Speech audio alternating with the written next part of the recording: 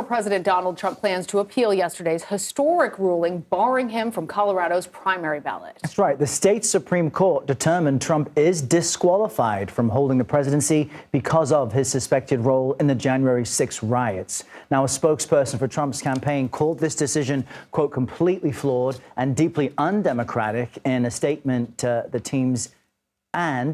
team's intention to appeal it.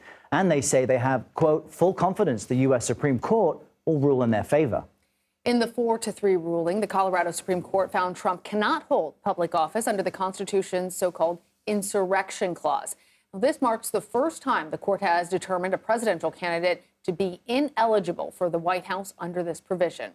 All 7 justices of Colorado's Supreme Court were appointed by Democratic governors. David Becker joins us now. He's a CBS News election law contributor and the executive director of the Center for Election Innovation and Research. So, David, the Colorado Supreme Court acknowledged that this ruling really is in uncharted territory. Break down for us the majority and the dissenting opinions.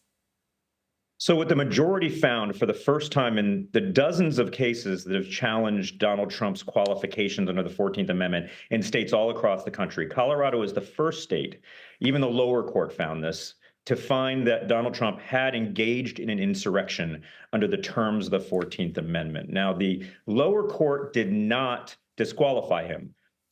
What they held was that the office of the presidency wasn't an office covered by the 14th Amendment. That tends to not be a majority view amongst most legal scholars, including myself.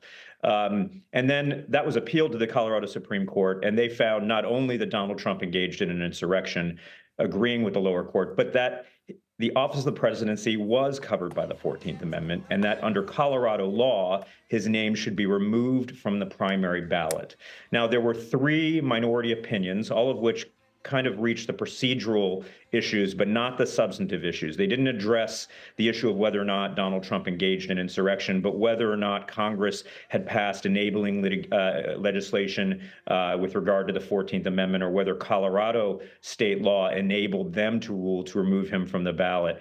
But the finding of a state Supreme Court, in this case in Colorado, that Donald Trump engaged in insurrection and that he was therefore ineligible or disqualified from ascending to the presidency was a first of its kind. We've never seen this in the presidential realm before. However, we have seen this in lower offices. Just last year, a New Mexico county official was found to have engaged in insurrection and was found to be ineligible, disqualified from holding office. So, David, it seems as though there are 2 views of this. The macro view that looks at if the presidency is covered by the 14th Amendment, which ultimately, it seems, the Supreme Court will have to decide. That could have far-reaching implications. But on the smaller picture, the Colorado Republican Party today, just a short time ago, said that it will move to a pure caucus system if Trump is left off the ballot there. Help us understand what that means and if that really matters to the larger questions. That's right. Under our system of law in the United States, the political parties have a very strong interest in deciding who their own nominees are. And that has been upheld over centuries.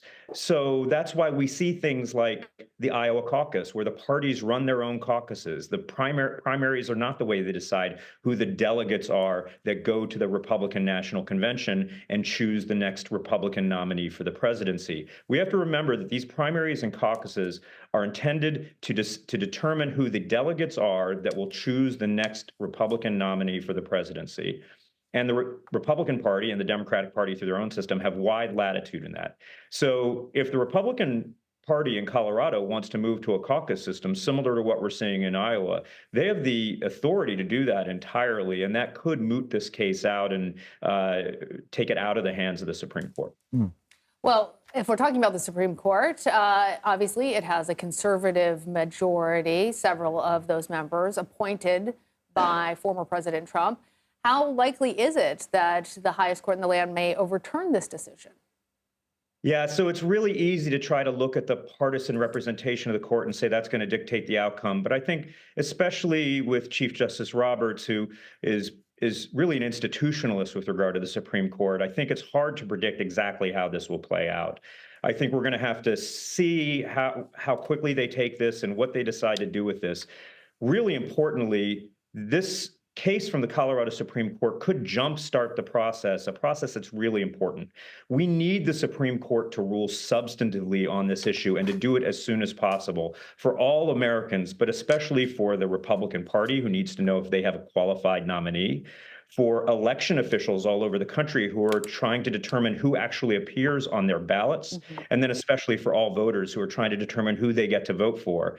And so I hope the United States Supreme Court takes this as an opportunity to send a very clear message, regardless of how they rule, and to do it on a really accelerated time frame so that the election officials and the Republican Party can move forward appropriately. All right, David Becker, thank you. Thanks, David.